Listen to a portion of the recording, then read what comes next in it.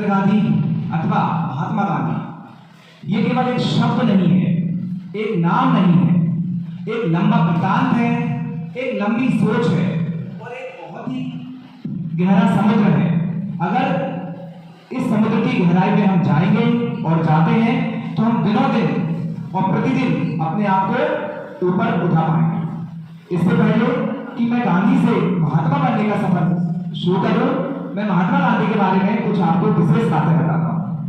महात्मा गांधी जी का शुक्रवार से गहरा नाता था।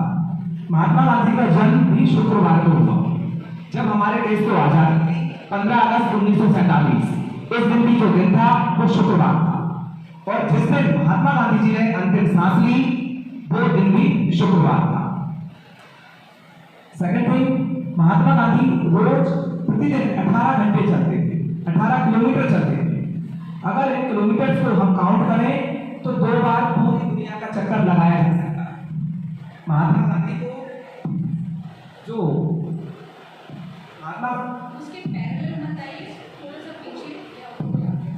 महात्मा गांधी जी को जो महात्मा की उपाधि दी गई वो गुरु रविन्द्रनाथ टैगोर द्वारा दी गई और राष्ट्रपिता जो हम फादर ऑफ नेशन बोलते हैं वो उपाधि उन्हें नेताजी सुभाष चंद्र बोस ने दी, जो उनका नाम प्रोनाउंस करते आ रहे हैं, राष्ट्रपिता और महात्मा गांधी। महात्मा गांधी की महानता का अंदाजा इसी बात से लगाया जा सकता है कि भारत देश में, हमारे देश में 53 मुख्य सड़कें उन्हीं के नाम पर रखी गई हैं। सेकंड थिंग, फॉरेन कंट्रीज में, विदेश में 43 सड़कों का नाम महात्मा गांधी के नाम से रखा गया है। आइए अब हम बात करते हैं गांधी से महात्मा बनने। मेरे अनुसार महात्मा गांधी की जो क्वालिटी थी जो उनको गांधी से लेकर महात्मा की ओर ले गई वो थी प्रतिबद्धता, कमिटमेंट। हमने जैसा कुछ में देखा और सुना, अगर जनरली हम महात्मा गांधी जी को जाने और उनके बारे में पढ़ें तो बचपन से ही वो सामान्य व्यक्ति थे। उनमें ऐसी कोई विशेष प्रतिभा नहीं थी, कोई भी विलक्षण गुण नहीं था, ना ही वो सफल छात्र थे, पढ़ाई में बहुत अच्छे नहीं थे, खेल में बहुत अच्छे नहीं थे और ना ही उनका दृष्टिकोण एक वैज्ञानिक था। मतलब उनके पड़ोसियों को, उनके पेरेंट्स, उनके अभिभावक को उनमें कोई विलक्षण प्रतिभा नहीं दिखी। अगर हम आगे बढ़े तो ऐसा बैरिस्टर, उन्होंने वकालत को अपना, एडवोकेसी को अपना कैरियर चुना, लेकिन वो वकालत में भी सफल नहीं हो पाए। जो उनका पहला केस था इंडिया में वो हार गए। अगर आप उनके बारे में और जानेंगे और पढ़ेंगे तो महात्मा गांधी ने मेंशन किया है कि जैसे ही मैं अपना प्रस्तुतिकरण देने गया जज के सामने, मैं हार गया। मैंने जो तैयारी की थी मैं वो नहीं बोल पाया और फाइनली इसका रिजल्ट भी हुआ, मैं केस हार गया। फिर वो साउथ अफ्रीका में एज एडवोकेट, वहां पर उनकी वकालत ठीक ठाक चली। फिर एक दिन इंसिडेंट हुआ, वो फर्स्ट क्लास में सफर कर रहे है ना, वहां पर टीसी भी था, वो उनका टिकट चेक कर चुका था पहले। फिर एक कोई और फॉरनर एंटर होता है फर्स्ट एसी क्लास में और वो टीसी से बोलता है प्लीज इनको बाहर उतारो। जो ब्राउन स्किन के लोग यहाँ बैठे हुए हैं, गांधी जी यहाँ बैठे हुए हैं, इनको बाहर उतारो।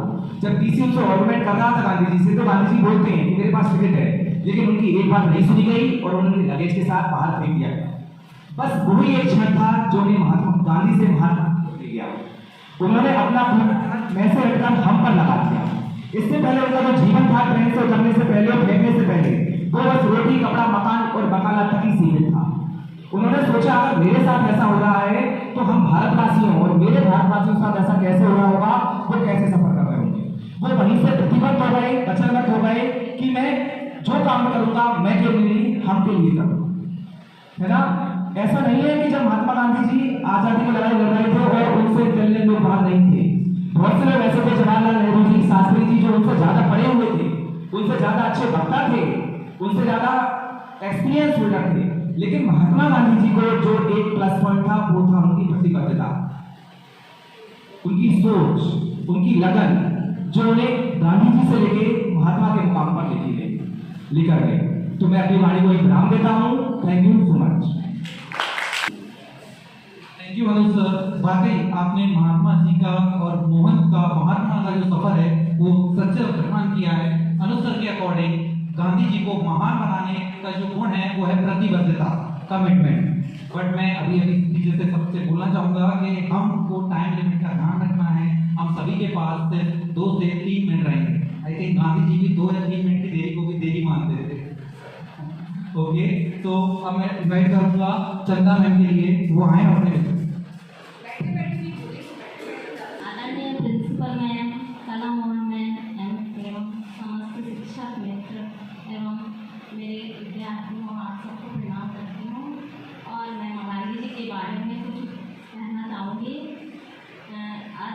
जी का जन्मदिन है, उसके उपलक्ष्य में यहाँ जो वार्तालाप हो रही है उसमें मैं कुछ शब्द बोलना चाहूँगी। महात्मा गांधी जी को फादर ऑफ नेशन कहा जाता है। 2 अक्टूबर 1969 में मोहनदास करमचंद गांधी का जन्म हुआ है। उनके पिता करमचंद गांधी उत्तमचंद गांधी पोरबंदर के दिवान थे। गांधी जी ने 1906 में Transvaal Asian tech registration act के खिलाफ पहला सत्याग्रह अभियान चलाया। 1920 में वो पहला सत्याग्रह अभियान चलाया। 1920 में वो भारतीय राष्ट्रीय कांग्रेस पार्टी में शामिल हुए और 26 जनवरी 1950 को ब्रिटिश हुकूमत से भारत की आज़ादी को ऐलान किया। इसके बाद 1917 में उन्होंने कई प्रकार के आंदोलन किए। चंपारण सत्याग्रह, असहयोग आंदोलन, नमक सत्याग्रह आंदोलन, दलित आंदोलन, भारत छोड़ो आंदोलन, अनेक आंदोलन चलाए और देश को सत्य हिंसा के मार्ग पर चलकर इन्होंने आज़ादी दिलाई। देश की आज़ादी में हमारे महात्मा गांधी जी का महत्वपूर्ण योगदान है और उनके इस के लिए प्रत्येक भारतवासी दिल से नमन करता है, करता रहेगा। धन्यवाद।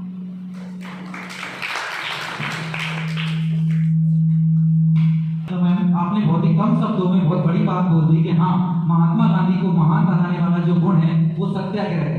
सत्याग्रह अर्थात सत्य के लिए आग्रह, अपील फॉर ट्रुथ।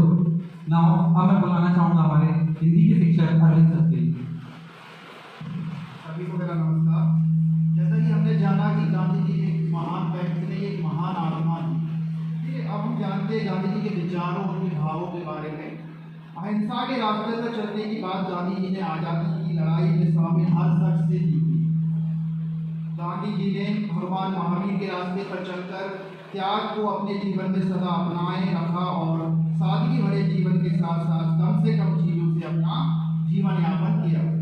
राष्ट्रपिता महात्मा गांधी हमेशा ही नई तालीम को जानने और उसे अपनाने में के समर्थन में रहे। इसी बल पर आज़ादी की लड़ाई में सफलता हासिल की। शाकाहारी भोजन को गांधी जी ने अपने जीवन का एक अभिन्न अंग बना लिया था। महात्मा गांधी हर धर्म और जाति से जुड़े हुए थे। वे सभी धर्मों के प्रति विशेष आस्था रखते। गांधी जी ने सत्य की राह पर चलकर सत्याग्रह की नींव रखी और उनके जीवन में कई कठिन मोड़ और आए, किंतु उन्होंने सत्य का साथ कभी नहीं छोड़ा। राष्ट्रपिता महात्मा गांधी कर्म प्रधानता को महत्व देते थे और अपने सभी छोटे बड़े काम स्वयं करते थे। महात्मा गांधी का मन हमेशा सेवा में लगा रहता था और वह सभी को एक ही भाव से देखते थे। धन्यवाद।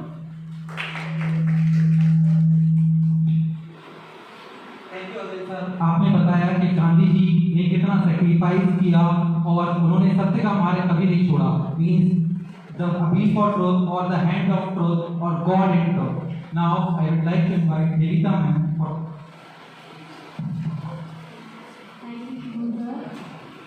आप सभी को मेरा नमस्कार। लाल बहादुर शास्त्री जी की जयंती पर आपको हार्दिक शुभकामनाएं। जैसा कि मेरे सह शिक्षकों ने बताया कि गांधी जी कितने महान हैं, उन्हीं के बारे में कुछ अन्य बातों के बारे में भी मैं आपको बताना चाहूँगी। जिस प्रकार वे दक्षिण अफ्रीका में गए थे। दक्षिण अफ्रीका के प्रवास के दौरान गांधी जी ने 1899 के एंग्लो बोयर युद्ध में स्वास्थ्य कर्मी के तौर पर लोगों की मदद की थी। यहीं पर उन्होंने युद्ध की विभीषिका भी देखी थी और अहिंसा के मार्ग पर चल पड़े थे। तो सबसे अच्छा उनका गुण था सरलता एवं लोगों की मदद करना। फिर गांधी जी का सिविल राइट्स आंदोलन कुछ 4 महाद्वीपों और 12 देशों तक फैला हुआ था। विश्व के सबसे बड़े innovator Steve jobs Gandhi ji को सम्मान देने के लिए स्वयं भी गोल चश्मा ही पहना करते थे।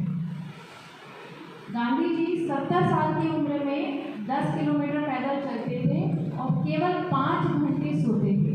उस समय उनका वजन केवल 45 किलो था। अपने जीवन के 6 साल और 5 महीने उन्होंने 5 अपने आंदोलन के दौरान महात्मा गांधी 13 बार गिरफ्तार हुए। इस दौरान उन्होंने 17 बड़े अनशन भी किए और उन अनशन के दौरान गांधी जी लगातार 114 दिन तक भूखे रहे थे। यही सारी बातें कुछ इस तरह से देश के लिए महान बनाने का काम उनके लिए है। गांधी जी के विषय में तो हम लोग जितना कहें उतना कम है। वो महात्मा बने रहेंगे सदैव। इन सभी बातों को बताते हुए अब मैं अपनी वाणी को विराम दूंगी। धन्यवाद। Thank you Gita ma'am. आपने बताया कि गांधी जी कितने हार्ड वर्किंग थे और सच कहा है कि जिंदगी के बिना कुछ खोए हुए कुछ पा नहीं सकते। आज़ादी इसी का परिणाम है। तो अब मैं बुलाना चाहूँगा राजकुमार सर जी। सर्वप्रथम यहाँ पर उपस्थित आज की मुख्य अतिथि आदरणीय कला मैम को मेरा नमस्कार। इसके बाद principal ma'am, vice principal ma'am, school प्रबंधक, स्कूल मैनेजमेंट, यहाँ के समस्त शिक्षकगण और छात्रों को मेरा नमस्कार। आज हम जो मोहनदास से गांधी जी, महात्मा गांधी जी के सफर को, यात्रा को तय कर रहे हैं, जिसमें Anuj sir, Chandra ma'am, Arvind sir और निकिता मैम ने उस सफर को पूरा किया है। मैं उस सफर को आगे बढ़ाते हुए गांधी जी की कर्तव्य निष्ठा और अपने कामों के बारे में बताने जा रहा हूँ। इस कार्यक्रम का मुख्य उद्देश्य जो श्रोता हैं, सुनने वाले हैं, यहाँ से हम कुछ न कुछ अवश्य लेकर जाएं, गांधी जी से प्रेरित होकर उनकी कुछ बातों को अपने जीवन में समाहित करें, अपने जीवन में लागू करें। जब गांधी जी दक्षिण अफ्रीका गए हुए थे तो वहाँ पर एक बार जो भारतीय प्रवासी, जो भारत के जो छात्र थे, उन्होंने गांधी जी को आमंत्रित किया। क्योंकि उस समय कोई मोबाइल फोन या फोटो या तस्वीर की कमियाँ होती थी, तो उन्होंने गांधी जी को देखा नहीं था और गांधी जी को उन्होंने वहाँ पर बुलाया। तो गांधी जी पहले ही जाकर वहाँ पर पहुँच गए और जहाँ पर जो गांधी जी की तैयारियों में, कार्यक्रम में जो काम चल रहे थे, उन कामों में जाकर वह काम करने लगे। बर्तनों को साफ करना, इस प्रकार खाना बनाने में मदद करना। समय तक कोई पता नहीं चला ये गांधी जी यही थे जिनको हमने आमंत्रित किया है। इसके बाद जब गांधी जी साबरमती आश्रम आए दक्षिण अफ्रीका से लौटकर, तो जिस आश्रम में लगभग 40 से अधिक व्यक्ति रहते थे, तो उस आश्रम में वह छोटे से छोटा काम वह स्वयं करते थे। हम भी अपना छोटा सा छोटा काम स्वयं करें। जब गांधी जी आश्रम में रहते थे तो खाने बनाने का काम होता था, तो वह स्वयं करते थे। कपड़े धोने का काम स्वयं करते थे। जो अपने लिए आटा तैयार करते थे चक्की के माध्यम से, तो स्वयं चक्की पीसकर अपने खाना बनाने के लिए आटा तैयार करते थे। वहाँ पर एक अन्य घटना भी और हुई थी।